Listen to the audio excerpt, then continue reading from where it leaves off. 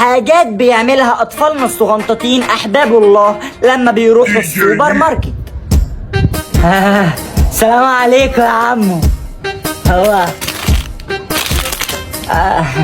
هو بكام ده؟ ده ب3 جنيه يا حبيبي. لا اسيبه. طب وبكام دي؟ دي ب5 جنيه يا بابا. 5 ليه؟ بدان السيسي؟ ماشي. طب وبكام دي؟ دي ب2 جنيه يا عسل. عمو على فكرة انت غالي قوي. ايه ده؟ الله. طب وبكام الاندومي ده؟ استغفر الله العظيم يا رب. ده ب3.5 يا جميل.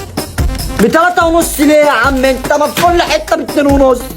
لا يا فالح، ده لحم بقر يا بقرة يا ابن البقرة. وبعدين الاندومي غالي اصلا، اسأل في اي حتة.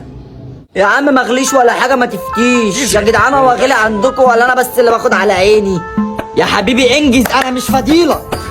يا عم مش فضيلة ايه؟ هو انت حد بيخش عندك غيري؟ ده انت بتنش. بعدين متعصب ليه؟ ده الزبون دايما على حق. كسر حقوقك يا اخي، ما تنجز يوم.